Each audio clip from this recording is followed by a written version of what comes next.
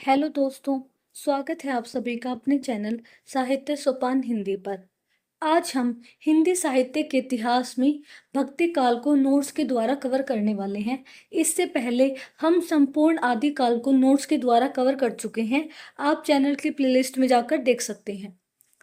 तो चलिए दोस्तों, बिना किसी देरी के शुरुआत करते हैं। सबसे पहला विषय है इसमें भक्ति काल की राजनीतिक एवं सामाजिक परिस्थितियां।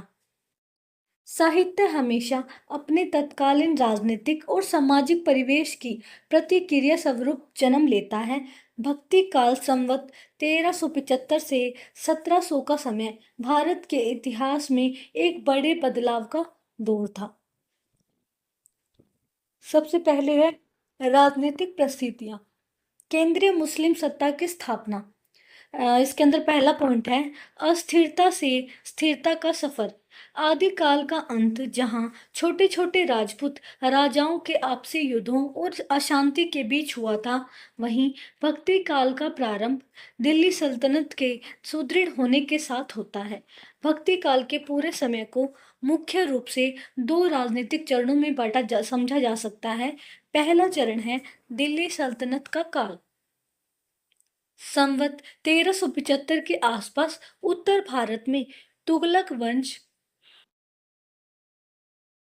गयासुद्दीन मोहम्मद बिन तुगलक, फिरोज शाह तुगलक का शासन था। इसके बाद सैयद वंश और लोधी वंश का शासन आया। इस दौर में हिंदू जनता को भारी राजनीतिक और मानसिक दबाव का सामना करना पड़ा।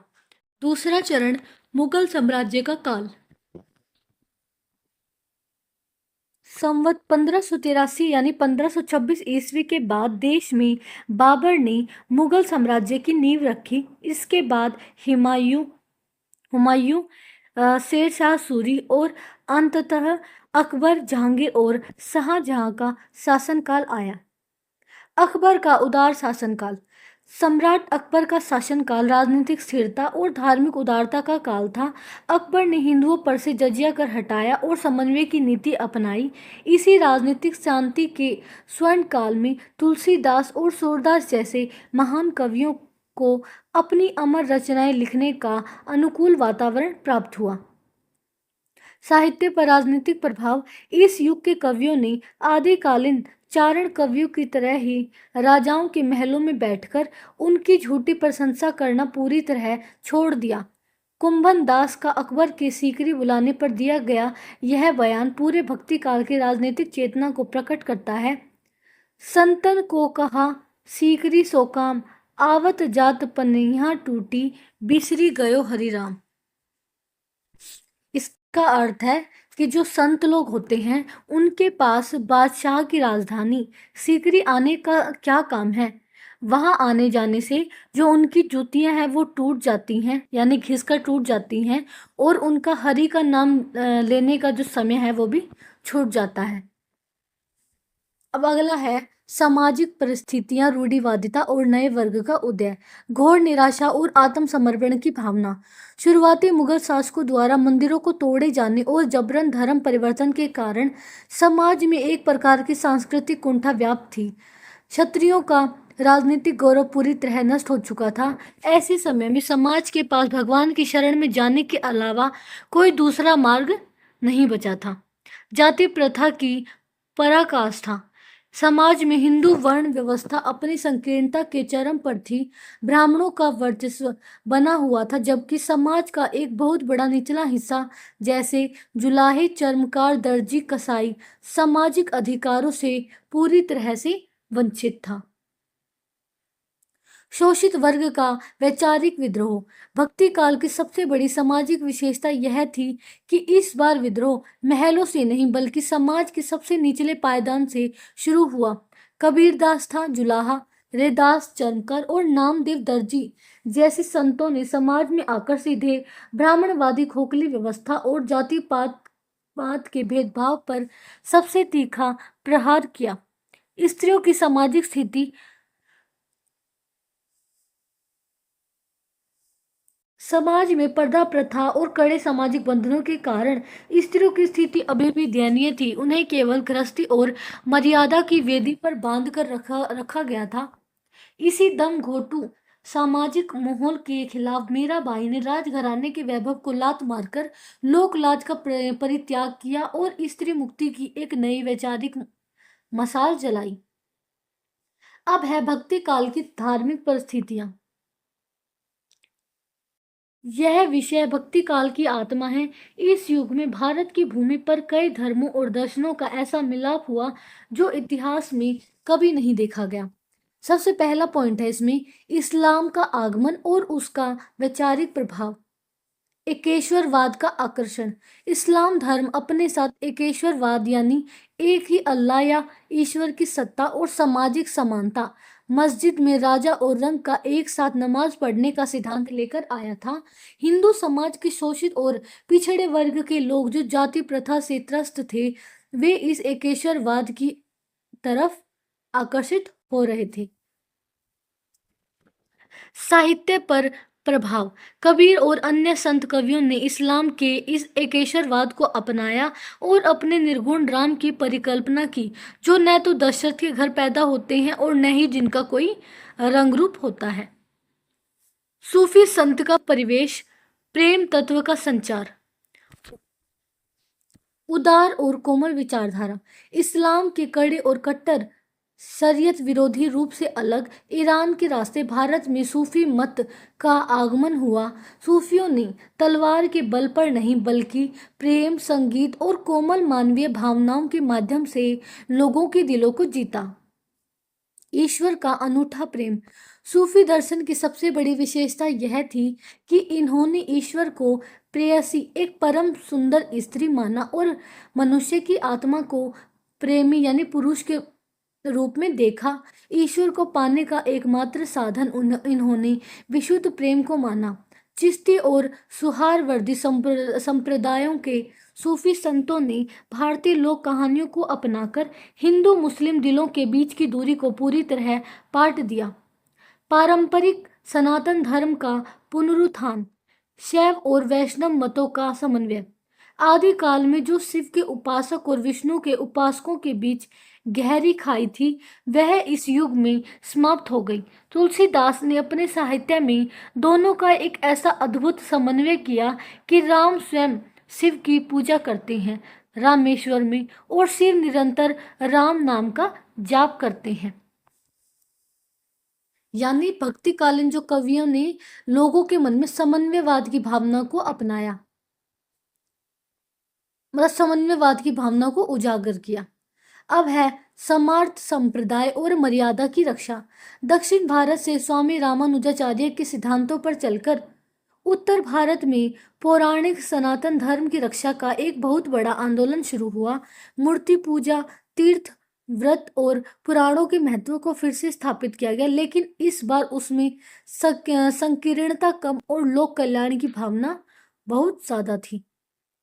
अब अगला पॉइंट है दक्षिण भारत की आलवार और नयनार संतों का योगदान। भक्ति की जननी। धार्मिक दृष्टि से यह तथ्य सबसे महत्वपूर्ण है कि उत्तर भारत की भक्ति का पूरा बीज दक्षिण भारत में तैयार हुआ था। दक्षिण में दो प्रकार के भक्त संत थे। पहले थे आलवार संत। ये भगवान विष्णु के अनन्य उपासक थे। इनकी संख्या कुल 12 मानी जाती है।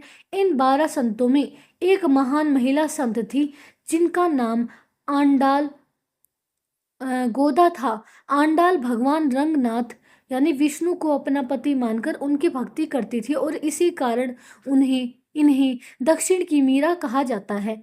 इनका ग्रंथ तिरुप्पावे अत्यंत पवित्र माना जाता है। तो यहाँ पर ध्यान रखने वाली बात है कि दक्षिण की मीरा किसे कहा जाता है? आंडाल को। नैनार संत, ये भगवान शिव के अनन्य उपासक थे। इनकी संख्या कुल 63 मानी जाती है। उत्तर भारत की ओर प्रवाह। इन आलवार और नैनार संतों ने भक्ति को किसी बंद मंदिर या संस्कृत भाषा की कैद से निकालकर लोक भाषा के भजनों और कीर्तनों के माध्यम से आम जनता तक पहुंचाया।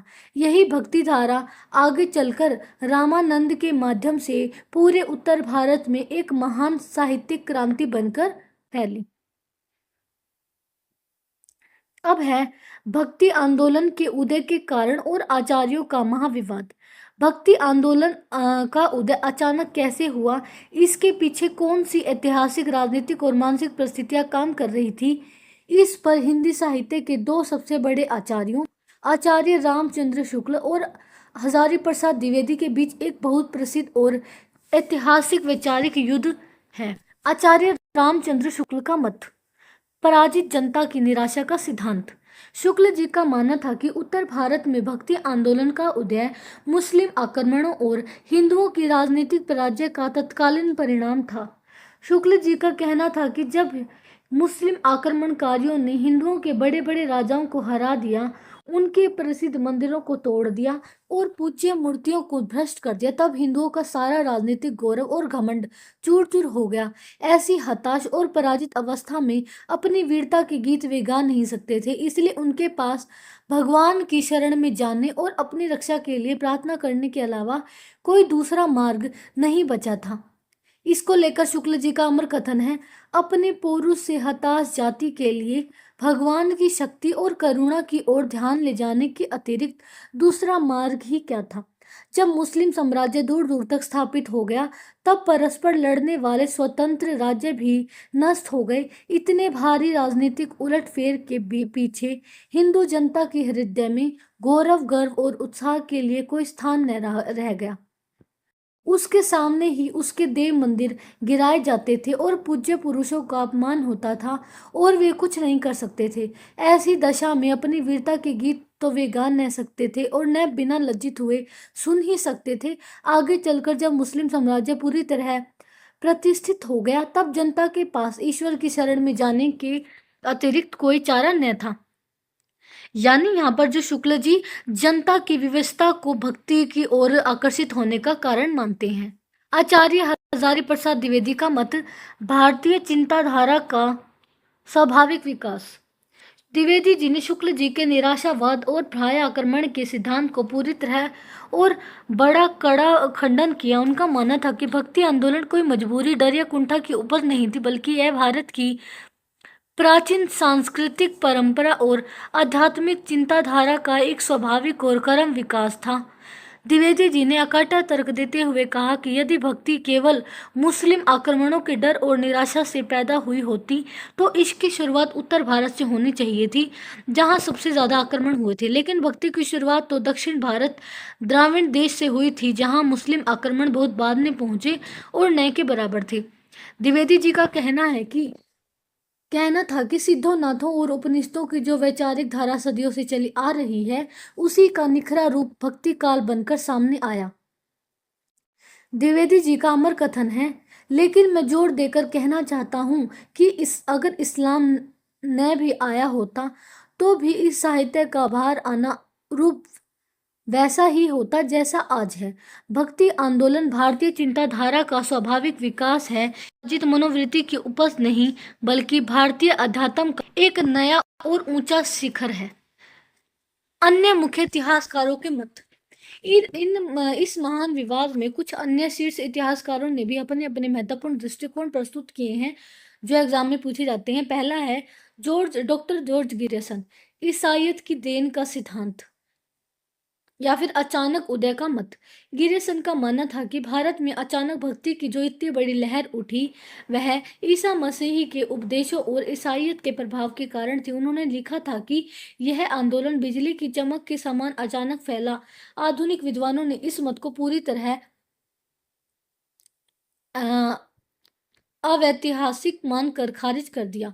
बाबू गुलाब राय, मनोवैज्ञानिक सिद्धांत। इन्होंने शुक्ल जी के मत का समर्थन करते हुए एक मनोवैज्ञानिक दृष्टिकोण दिया। जब मनुष्य को सांसारिक रूप से कोई सहारा नहीं मिला, तो उनकी आंखें स्वाभाविक रूप से आकाश यानी ईश्वर की तरफ उठ जाती हैं। राजनीतिक पराजय ने हिंदुओं को अंतर्मुखी बनाकर ईश्वर की ओर प्रवृत्त किया। डॉक्टर रामविलास शर्मा और गजानन माधव, मुक्तिबोध का तर्क, जातीय और लोक जागरण का सिद्धांत। मार्क्सवादी आलोचक रामविलास शर्मा और मुक्तिबोध का मानना था कि भक्ति आंदोलन न तो किसी के डर की उपज थी, न ही केवल पुरानी परंपरा का विकास। यह मूल रूप से सामंतवाद, पुरोहितवाद और ऊंच नीच के खिलाफ आम जनता और शोषित वर्ग का एक बहुत बड़ा लोक जागरण था, जिसने अपने सामाजिक और धार्मिक अधिकारों के लिए आवाज उठाई थी। विषय है भक्ति शब्द की उत्पत्ति और प्रथम उल्लेख। भक्ति शब्द की भाषाई उत्पत्ति। भाषा विज्ञान और व्याकरण की दृष्टि से भक्ति शब्द की उत्पत्ति संस्कृत की भज धातु से मानी जाती है। संस्कृत व्याकरण के नियमों के अनुसार भज भज धातु में तीन प्रत्यय लगाने से भक्ति शब्द सिद्ध होता है। संस्कृत व्याकरण में भज धातु के कई अर्थ होते हैं, जैसे सेवा करना, अनुराग करना, भजन करना, विभाजित करना या हिस्सा कर लेना। परंतु आध्यात्मिक और साहित्यिक संदर्भ में इसका मत और सर्वमान्य अर्थ ईश्वर के प्रति परम सेवा और अनन्य अनुराग ही स्वीकार किया गया है। मोनियर विलियम्स का मत। प्रसिद्ध विदेशी संस्कृत विद्वान मोनियर विलियम्स ने भी अपने प्रामाणिक संस्कृत अंग्रेजी शब्दकोश में शोध करते हुए यह प्रमाणित किया है कि भक्ति शब्द की जड़ें संस्कृत की भज धातु में ही छिपी हैं, जिसका वास्तविक अर्थ सेवा से शुरू होकर परमात्मा के प्रति पूर्ण आत्मसमर्पण तक जाता है। ऐतिहासिक और साहित्यिक प्रथम उल्लेख। श्वेतर उपनिषद स्वप्रथम लिखित उल्लेख। संपूर्ण भारतीय वाङ्मय में भक्ति शब्द का सबसे पहला शब्द स्पष्ट प्रमाणिक और लिखित उल्लेख श्वेतर उपनिषद में मिलता है। इस उपनिषद के छठे अध्याय के 23वें श्लोक में यह मंत्र आता है, यस्य देवी परा भक्ति यथा देवे तथा तो। अर्थात जिसकी भगवान में परम भक्ति है और जैसी भगवान में है वैसे ही गुरु में है, उसी महात्मा के लिए उपनिषदों में ये गूढ़ अर्थ प्रकाशित होते हैं। यहीं से गुरु महिमा का भी बीजारोपण हुआ था। पाणिनि की अष्टाध्यायी। संस्कृत व्याकरण के प्रकांड आचार्य पाणिनि ने अपने प्रसिद्ध ग्रंथ अष्टाध्यायी 5वीं शताब्दी ईसा पूर्व के चौथे अध्याय में भी भक्ति शब्द का उल्लेख एक सूत्र के रूप में किया है। वहां उन्होंने भक्ति का अर्थ किसी वस्तु या व्यक्ति के प्रति अगाध श्रद्धा या अनुराग रखने वाले के रूप में स्पष्ट किया है, जैसे वासुदेव के भक्त को वासुदेवक कहना। श्रीमद् भगवद गीता दार्शनिक प्रतिष्ठा। यद्यपि शब्द का प्रथम उल्लेख उपनिषद में है, परंतु भक्ति को एक पूर्ण दार्शनिक मार्ग के रूप में स्थापित करने का पहला श्रेय श्रीमद् भगवद गीता को जाता है। गीता के भक्ति योग नामक 12वें अध्याय में भगवान कृष्ण ने ज्ञान मार्ग को अत्यंत कठिन और कलेशयुक्त बताते हुए साधारण जनता के लिए सबसे सरल मार्ग भक्ति मार्ग को माना है। सांडिल्य भक्ति सूत्र और नारद भक्ति सूत्र। इसके बाद भक्ति के सिद्धांतों को वैज्ञानिक रूप देने के लिए 2 बड़े ग्रंथ सूत्र लिखे गए थे, जिनकी परिभाषाएं एग्जाम में पूछी जाती, जैसे महर्षि सांडिल्य कृत सांडिल्य सूत्र। इन्होंने भक्ति को परिभाषित करते हुए कहा, सा परानुर कितीश्वरे, अर्थात ईश्वर के प्रति जो परम अनन्य और अगाध अनुराग है वही भक्ति है। देव ऋषि नारद कृत नारद भक्ति सूत्र। इन्होंने लिखा है, सा तस्मिन परम प्रेम स्वरूपा, अर्थात भक्ति के प्रति परम प्रेम रूपा जो भावना है वही वास्तव में भक्ति है। अगला विषय है भक्ति का भौगोलिक विकास, समय सीमा और नामकरण। भक्ति का भौगोलिक विकास दक्षिण से उत्तर भारत की ओर यात्रा। संपूर्ण भारत में भक्ति की जो प्रचंड लहर फैली, उसका वास्तविक जन्म दक्षिण भारत में हुआ था। पद्म पुराण का साक्ष्य श्रीमद् भगवद गीता महापुराण और पद्म पुराण के उत्तराखंड में भक्ति के भौगोलिक विकास को स्पष्ट करने के लिए एक बहुत ही प्रसिद्ध श्लोक मिलता है, जो एग्जाम में पूछा जाता है। इस श्लोक में भक्ति स्वयं कहती है, उत्पन्ना द्राविणे चाहम वृद्धिम कर्णाटके गता कवचित्क्वचिन महाराष्ट्र गुर्जरे जीर्णतः गता। भक्ति कहती है, मेरा जन्म द्राविण देश तमिलनाडु में हुआ, मेरा विकास और वृद्धि कर्नाटक में हुई, महाराष्ट्र में मुझे थोड़ा बहुत आदर मिला, लेकिन जब मैं गुजरात पहुंची तो मैं बूढ़ी हो गई। उत्तर भारत में आगमन और सेतु की भूमिका। दक्षिण की इस शांत भक्ति धारा को उत्तर भारत के विशाल मैदानों और आम जनता तक लाने का श्रेय स्वामी रामानंद को जाता है। इन्हें दक्षिण और उत्तर भारत के बीच की भक्ति का सेतु कहा जाता है। सत्येंद्र नाथ और कबीर का प्रसिद्ध दोहा हिंदी साहित्य में एक अत्यंत लोकप्रिय दोहा है, जो इस भौगोलिक यात्रा को पूरी तरह स्पष्ट करता है। भक्ति द्राविण उपजी लाए रामानंद प्रकट किया कबीर ने सप्तदेव नव खंड। भक्ति काल की समय सीमा। हिंदी साहित्य के इतिहास में प्रमुख इतिहासकारों ने भक्ति के प्रारंभिक और अंतिम सीमा का निर्धारण अपने अपने शोधों के आधार पर अलग अलग किया है। तो ये तालिका है। पहला है आचार्य रामचंद्र शुक्ल। इन्होंने पूरे इतिहास को विक्रम संवत में विभाजित किया। इनके अनुसार भक्ति काल का प्रामाणिक समय विक्रम संवत 1375 से 1700 तक ठहरता है। यदि इसे ईसवी सन में बदले तो 57 वर्ष घटाकर यह 1318 ईस्वी से 1643 ईस्वी तक का कालखंड है। एग्जाम में आपसे संवत और ईस्वी दोनों में से किसी में भी पूछा जा सकता है, तो आप दोनों में ध्यान रखना। हिंदी जगत में इसी समय सीमा को सबसे वैज्ञानिक और प्रामाणिक माना जाता है। अब अगला है आचार्य हजारी प्रसाद द्विवेदी। इन्होंने संवत के बजाय शताब्दियों को आधार माना। इनके अनुसार भक्ति काल की समय सीमा 14वीं शताब्दी के मध्य से 17वीं शताब्दी के मध्य तक अर्थात 1350 ईस्वी से 1650 ईस्वी स्वीकार की गई है। डॉक्टर राम कुमार वर्मा। इन्होंने शुक्ल जी के मत का अनुसरण करते हुए समय सीमा को विक्रम संवत 1375 से 1318 ईस्वी से 1683 ईस्वी तक माना है। मिश्र बंधु। इन्होंने अपने ग्रंथ मिश्र बंधु विनोद में इसकी समय सीमा विक्रम संवत 1444 से 1680 तक स्वीकार की है। डॉक्टर नगेंद्र। इनके द्वारा संपादित इतिहास में भक्ति काल की समय सीमा 14वीं शताब्दी के मध्य से 17वीं शताब्दी के मध्य तक मानी गई है। अब है इनका नामकरण। पहला है भक्ति काल पूर्व मध्यकाल, आचार्य रामचंद्र शुक्ल। शुक्ल जी ने देखा कि इस युग के साहित्य में चाहे वह निर्गुण हो या सगुण हो, ईश्वर के प्रति अनन्य भक्ति और शरणागति की भावना ही सर्वोपरि थी। इसी प्रधान साहित्यिक प्रवृत्ति को आधार बनाकर इन्होंने इसे भक्ति काल या पूर्व मध्य काल नाम दिया, जो आज सर्वमान्य है। माध्यमिक काल। मिश्र बंधु। इन्होंने पूरे इतिहास के मध्य भाग को दो भागों प्रौढ़ और अलंकृत में बांटते हुए उसे सामूहिक रूप से माध्यमिक काल कहा था। लोक जागरण काल। डॉक्टर रामविलास शर्मा और आचार्य हजारी प्रसाद द्विवेदी ने मार्क्सवादी आलोचक डॉक्टर रामविलास शर्मा ने भक्ति आंदोलन को सामंतवाद के खिलाफ आम जनता का विद्रोह मानते हुए इसे लोक जागरण कहा। हजारी प्रसाद द्विवेदी ने भी लिखा है कि यह आंदोलन महलों की कैद से मुक्त होकर पूरे लोक समाज में फैल गया था, इसलिए यह लोक जागरण का काल है। अब यह सबसे महत्वपूर्ण उपाधि है स्वर्ण युग का विवाद। तो ये सबसे महत्वपूर्ण है, एग्जाम में पूछा जाता है, इसलिए मैंने यहाँ पर लिखा भी हुआ है। अब अगला है जॉर्ज गिरिसन की मूल घोषणा 1889 ईस्वी। हिंदी साहित्य के इतिहास में सबसे पहले डॉक्टर जॉर्ज अब्राहम गिरिसन ने, एग्जाम में कई बार इसका नाम भी पूछा जा सकता है कि गिरिसन का पूरा नाम क्या था, तो उनका पूरा नाम था डॉक्टर जॉर्ज अब्राहम गिरिसन ने अपने अंग्रेजी ग्रंथ the modern vernacular literature of Hindustan में भक्ति काल को स्वर्ण युग कहकर पुकारा था। उनका मानना था कि कला, दर्शन, भाषा और मानवीय मूल्यों की दृष्टि से इस काल जैसा उत्कृष्ट साहित्य पूरे हिंदी साहित्य इतिहास में कभी नहीं लिखा गया। बाबू श्याम सुंदर दास की सहमति। गिरिसन के बाद भारतीय विद्वानों में बाबू श्याम सुंदर दास ने इस मत का पुरजोर समर्थन किया और अपनी पुस्तक में लिखा कि साहित्यिक सौंदर्य और जन कल्याण की भावना के कारण ही भक्ति काल को हिंदी साहित्य का वास्तविक स्वर्णयुग है। अब है स्वर्णयुग बनाम स्वर्णकाल बनाम स्वर्ण युग का सूक्ष्म अंतर।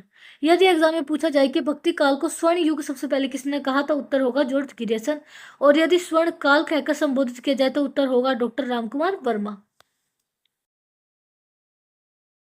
अब अगला विषय है आलवार और नैनार संत। दक्षिण भारत में भक्ति आंदोलन की शुरुआत करने वाले दो प्रमुख संत समूह थे। आलवार संत वैष्णव विष्णु भक्त। आलवार कौन थे? विष्णु भक्त। इनकी संख्या है 12। इनका ग्रंथ है नालयीर दिव्या प्रबंधम। इन्हें दक्षिण भारत का तमिल वेद कहा जाता है। इसमें कुल 4000 तमिल पद संकलित हैं। इसके संपादक संकलनकर्ता आचार्य रंगनाथ मुनि हैं। इसमें प्रमुख संत और उनके उपनाम हैं पोएगे आलवार, इन्हें प्रथम आलवार कहा जाता है। नमालवार, इन्हें सबसे महान ज्ञानी माना जाता है। इनका एक और नाम है सटकोप। कुलशेखर ये केरल के राजा थे। इनकी रचना का नाम है पेरुमाल तिरुमोली है। पेरियालवर इनका एक नाम विष्णु चित थे। मैचिंग वाले क्वेश्चन में पूछा जा सकता है। इन्हें कृष्ण की बाल लीलाओं का इन्होंने कृष्ण की बाल लीलाओं का गान किया था। किसने किया था? पेरियालवार ने, जिसका दूसरा नाम था विष्णुचित। आंडाल महिला संत, इन्हें दक्षिण भारत की मीरा कहा जाता है। ये भगवान रंगनाथ को अपना पति मानकर माधुर्य भाव की भक्ति करती थी। इनकी दो रचनाएं जो एग्जाम में बार बार आती है, पहली है तिरुपावे, 30 पदों का अत्यंत पवित्र ग्रंथ। दूसरा है नाची यार तिरुमोली, 143 पदों का ग्रंथ। अब अगला है नयनार संत शैव और शिव भक्त। कुल संख्या इनके प्रामाणिक संख्या 63 है। मूल ग्रंथ तिरुमुराई, इसके संकलनकर्ता नंबी आंडार नंबी हैं। प्रमुख संत है, 4 स्तंभ है, अप्पर, संबदर, सुंदरर, माणिक वाचकर। इनका जो माणिक वाचकर, इनका ग्रंथ तिरुवाचकम शैव मत का उपनिषद कहलाता है। महिला संत है करेककाल अम्मेयार, इन्होंने शिव की साधना के लिए अपना सुंदर शरीर त्याग कर कंकाल का रूप धारण किया था। अब अपना अगला विषय है स्वामी रामानंद और उनका शिष्य मंडल। स्वामी रामानंद को उत्तर भारत में भक्ति का आंदोलन का आदि प्रवर्तक और सेतु माना जाता है। उन्होंने दक्षिण की भक्ति धारा को उत्तर भारत की लोक भाषा में ढालकर जन आंदोलन बनाया। जीवन वृत्त, गुरु परंपरा और दार्शनिक पीठ। इनका जन्म काशी में एक कान्याकुब्ज ब्राह्मण परिवार में हुआ था। आचार्य रामचंद्र शुक्ल के अनुसार इनका प्रामाणिक समय विक्रम संवत 1456 से 1548 तक माना जाता है। गुरु परंपरा, रामानंद के दीक्षा गुरु स्वामी राघवानंद थे। राघवानंद ने ही उत्तर भारत में श्री संप्रदाय की वैचारिक पीठ स्थापित की थी, जिसे रामानंद ने आगे बढ़ाया। दार्शनिक मत, इनका दार्शनिक सिद्धांत रामानुजाचार्य के विशिष्ट द्वैतवाद पर आधारित था, लेकिन इन्होंने उसमें राम भक्ति को मुख्य केंद्र बनाया।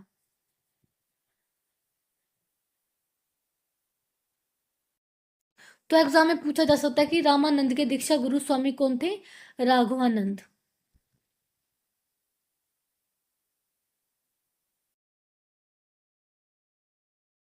वैचारिक एवं भाषाई क्रांति, जाति प्रथा का विरोध, रूढ़ियों पर प्रहार। रामानंद से पहले भक्ति केवल उच्च जातियों और संस्कृत भाषा तक सीमित थी। इन्होंने पहली बार असमंजस यानी छुआछूत और भेदभाव की सामाजिक दीवार को तोड़ा और घोषणा की, जाति पाति पूछे नहीं कोई, हरि को भजे सो हरि का होई। तो एग्जाम में से ध्यान रखना कि ये जो वो है दोहा है, ये रामानंद का है, क्योंकि आप कंफ्यूज हो सकते हैं कि कहीं ये कबीर का तो नहीं, तो ध्यान में रखना।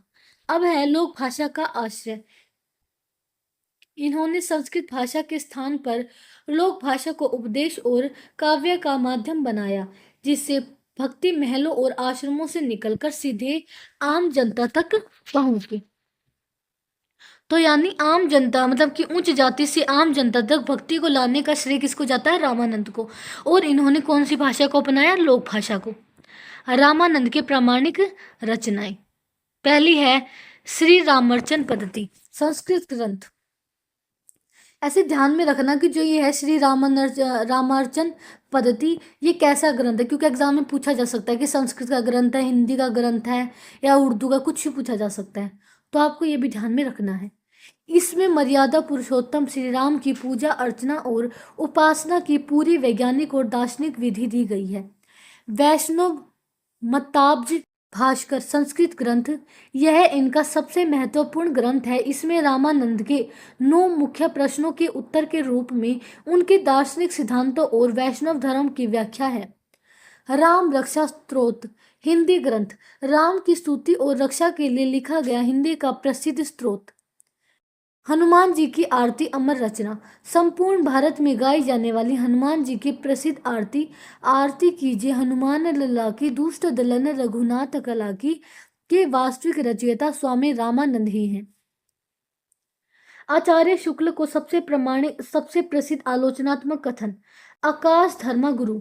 आचार्य रामचंद्र शुक्ल ने रामानंद के अत्यंत उदार, व्यापक और क्रांतिकारी व्यक्तित्व को देखते हुए उन्हें आकाश धर्मगुरु कहा है। तो एग्जाम में पूछा जाता है कि शुक्ल जी ने आकाश धर्मगुरु किसे कहा है? रामानंद को। रामानंद के 12 शिष्य और उनकी सामाजिक पृष्ठभूमि, जिसको हम एक चार्ट के द्वारा समझेंगे। रामानंद के शिष्यों की कुल संख्या 12 मानी जाती है। इसका सबसे प्रमाणिक ग्रंथ, लिखित विवरण नाभादास कृत प्रसिद्ध ग्रंथ भक्तमाल 1585 ईस्वी में मिलता है। तो एग्जाम में पूछा जा सकता है कि भक्तकाल का भक्तमाल रचना का रचना काल क्या है? 1585 ईस्वी।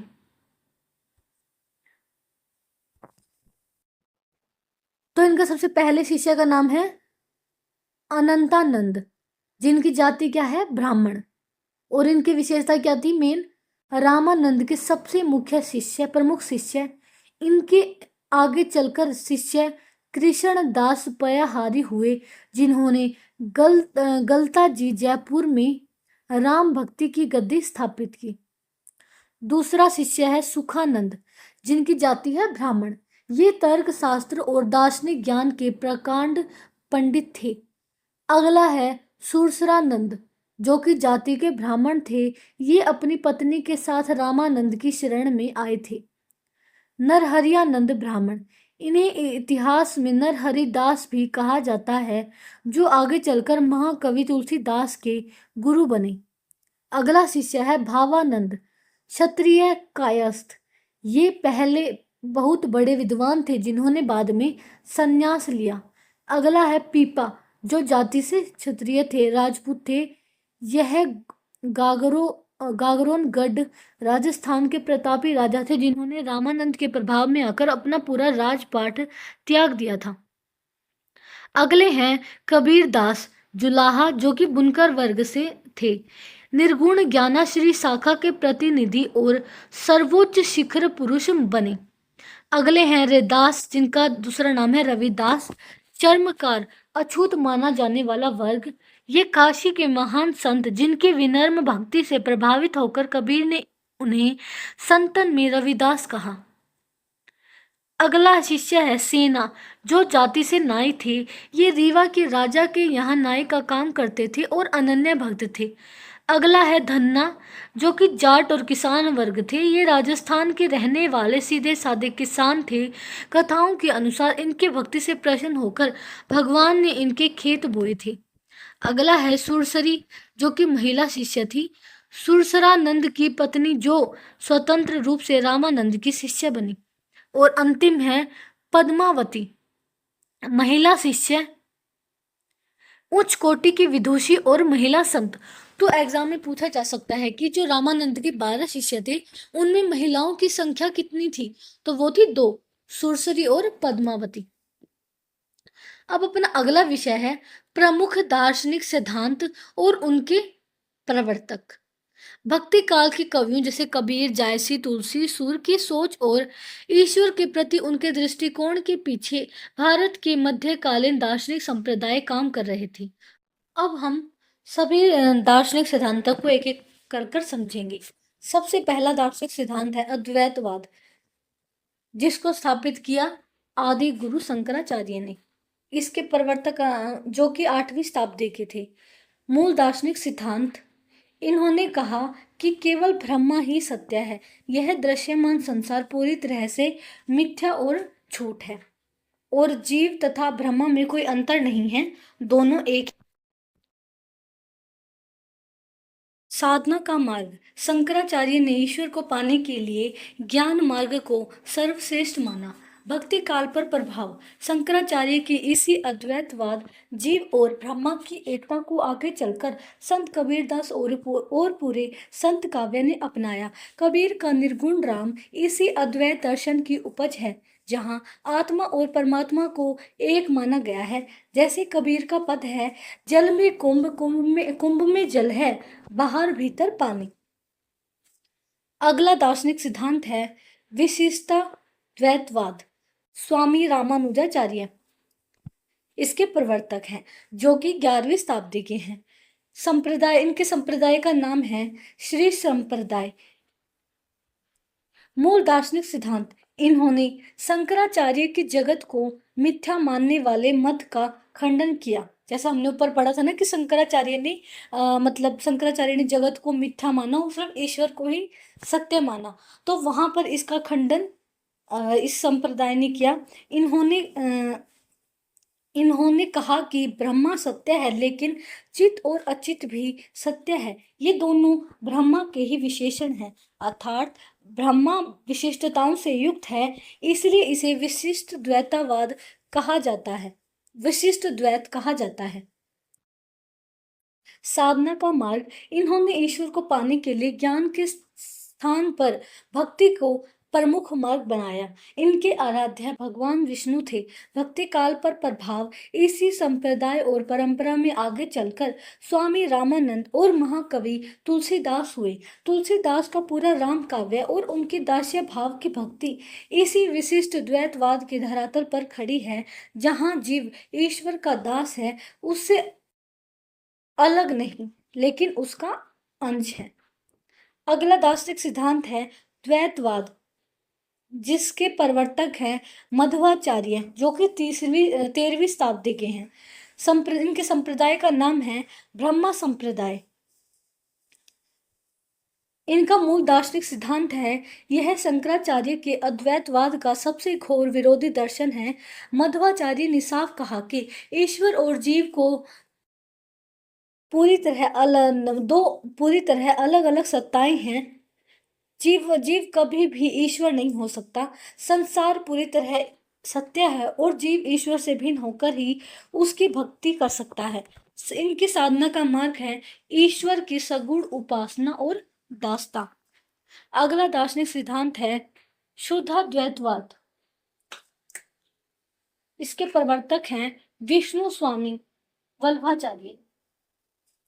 मूल प्रवर्तक विष्णु स्वामी थे, परंतु इस दर्शन को पूर्ण रूप से स्थापित और पक्का करने का श्रेय स्वामी वल्लभाचार्य, जो कि 15वीं शताब्दी के थे, को जाता है। संप्रदाय का नाम है रुद्र संप्रदाय। मूल दार्शनिक सिद्धांत है, इन्होंने कहा कि ब्रह्मा पूरी तरह शुद्ध है और माया के संबंध से रहित है, इसलिए यह शुद्ध अद्वैत है। जीव और जगत ब्रह्मा के ही वास्तविक रूप है, वे कोई झूठ या माया नहीं है। जिस तरह सोने से बने आभूषण भी सोना ही होते हैं, उसी तरह ब्रह्मा से बना यह संसार भी सत्य है। साधना का मार्ग है पुष्टि मार्ग। वल्लभाचार्य ने भगवान कृष्ण की साधना के लिए पुष्टि मार्ग की स्थापना की। पुष्टि का अर्थ होता है पोषणम तदनुग्रह, अर्थात ईश्वर की पूर्ण कृपा या अनुग्रह।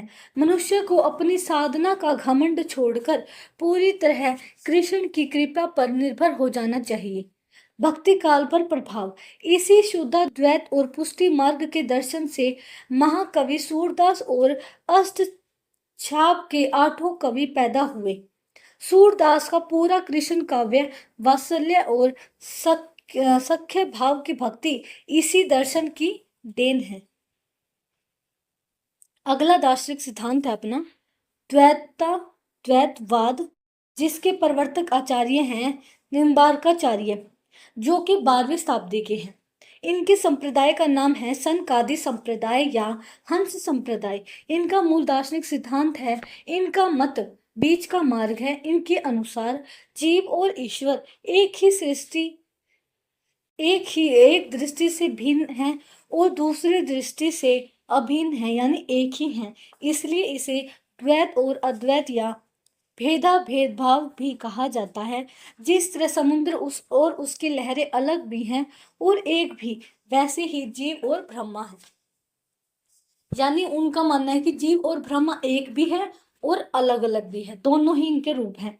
साधना का मार्ग, इन्होंने भगवान कृष्ण और राधा की युगल उपासना पर सबसे पहले बल दिया था।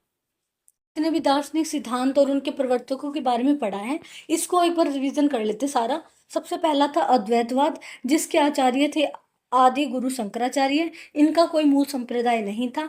भक्ति काल के प्रभावित कवि थे संत कबीरदास और पूरा संत काव्य। इनका मूल मंत्र था जीव और ब्रह्मा एक ही सत्ता है, संसार माया है। दूसरा हमने पढ़ा था विशिष्टाद्वैतवाद, जिसके आचार्य थे स्वामी रामानुजाचार्य। ये इनका मूल संप्रदाय था श्री संप्रदाय। भक्ति काल के प्रभावित कवि थे महाकवि तुलसीदास और स्वामी रामानंद। इनका मूल मंत्र था जीव ईश्वर का ही विशिष्ट अंश है और सेवक स्वामी भाव से उसकी भक्ति करता है। तीसरा हमने पढ़ा था द्वैतवाद। इसके आचार्य थे मध्वाचार्य। इनका संप्रदाय था ब्रह्मा संप्रदाय। भक्ति काल के प्रभावित कवि थे प्रारंभिक कृष्ण भक्त कवि। इनका मूल मंत्र था ईश्वर और जीव दो पूरी तरह अलग अलग सत्ताएं हैं, वे कभी एक नहीं हो सकते। अगला सिद्धांत था शुद्धाद्वैतवाद। इसके आचार्य थे वल्लभाचार्य और विष्णु स्वामी। मूल संप्रदाय था रुद्र संप्रदाय। भक्ति काल के प्रभावित कवि थे महाकवि सूरदास, नंददास और अष्टछाप के आठों कवि। मूल मंत्र ब्रह्मा सर्वथा शुद्ध और माया से रहित है, जगत सत्य है और कृष्ण की कृपा पुष्टि मार्ग ही मोक्ष का साधन है। अगला हमने पढ़ा था द्वैतवाद। भेदवाद भी जिसे कहा जाता है। इसके आचार्य थे निम्बकाचार्य। इनका मूल संप्रदाय था सनकादिक संप्रदाय या हंस संप्रदाय। भक्ति काल के प्रभावित कवि थे राधा कृष्ण की युगल उपासना करने वाले कवि। इनका मूल मंत्र था जीव और ब्रह्मा एक दृष्टि से भिन्न है और दूसरी दृष्टि से अभिन्न है। अब अपना अगला टॉपिक है भक्ति काल की संपूर्ण सांप्रदायिक एवं गुरु पृष्ठभूमि। प्रमुख भक्ति संप्रदाय और उनके संस्थापक का पूरा डाटा यहाँ पे दिया हुआ है। सबसे पहला, दर्शनों के अलावा भक्ति काल में कई ऐसे छोटे बड़े व्यवहारिक संप्रदाय बने जिनकी स्थापना और प्रवर्तकों के बारे में एग्जाम में पूछा ही जाता है। तो सबसे पहला संप्रदाय है श्री संप्रदाय, जिसके प्रवर्तक हैं रामानुजाचार्य, जो कि 11वीं शताब्दी के हैं। यह संप्रदाय मर्यादा और विशिष्टाद्वैत दर्शन का मूल केंद्र था। दूसरा संप्रदाय है ब्रह्मा संप्रदाय, जिसके प्रवर्तक हैं मध्वाचार्य, जो कि 13वीं शताब्दी के हैं। यह द्वैतवादी सिद्धांतों पर आधारित था। तीसरा था रुद्र संप्रदाय, जिसके प्रवर्तक थे विष्णु स्वामी। बाद में इसे पूर्ण प्रतिष्ठा वल्लभाचार्य ने दी थी। यह कृष्ण की पुष्टि मार्गीय भक्ति का आधार बना। अगला संप्रदाय था संकादिक संप्रदाय, जिसका दूसरा नाम हंस संप्रदाय भी था। इसके प्रवर्तक निम्बकाचार्य। इसमें राधा कृष्ण की युगल उपासना की शुरुआत हुई। रामावत संप्रदाय, जिसके प्रवर्तक थे स्वामी रामानंद। इन्होंने श्री संप्रदाय से अलग होकर उत्तर भारत में हिंदी भाषा में राम भक्ति के प्रचार के लिए इसकी स्थापना की। अगला संप्रदाय है राधा वल्लभ संप्रदाय, जिसके प्रवर्तक हैं गोस्वामी हित हरिवंश 1534 ईस्वी के। यह संप्रदाय बहुत विशेष है क्योंकि इसमें कृष्ण से भी ऊंचा स्थान राधा जी को दिया गया है। राधा ही यहाँ सर्वोपरि सत्ता है। अगला संप्रदाय है हरिदासी संप्रदाय, जिसका दूसरा नाम सखी संप्रदाय या टट्टी संप्रदाय भी है, जिसके प्रवर्तक है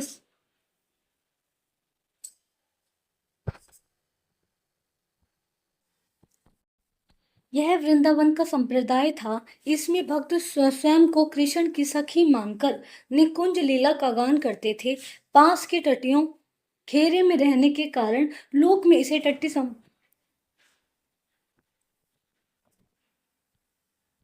संप्रदाय भी कहा गया। अगला है गौड़ीय संप्रदाय, जिसका दूसरा नाम चैतन्य संप्रदाय भी है। इसके प्रवर्तक चैतन्य महाप्रभु हैं, जिनका दूसरा नाम गौरंग महाप्रभु है। इनका मूल दार्शनिक सिद्धांत अचिंत्य भेदवाद कहलाता है। इसमें कीर्तन और नृत्य के माध्यम से कृष्ण भक्ति की जाती है। अगला संप्रदाय है विष्णुई संप्रदाय, जिसके प्रवर्तक संत जम्बनाथ, जिनका दूसरा नाम जाम्भो जी है। इन्होंने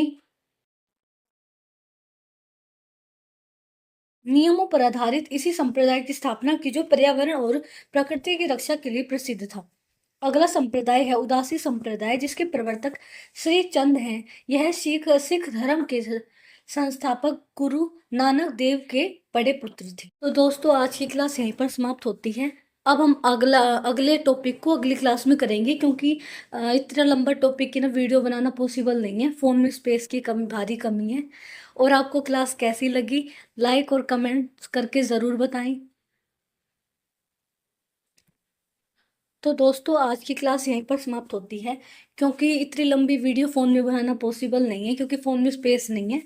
तो इसलिए मैं भक्ति काल की अगले 2 पार्ट और लेकर आऊँगी, फिर अपना भक्ति काल कंप्लीट हो जाएगा। और आपको वीडियो कैसी लगी कमेंट करके ज़रूर बताना, और वीडियो को लाइक ज़रूर करना और चैनल को सब्सक्राइब करना बिल्कुल मत भूलना। अब मिलते हैं अगली वीडियो में।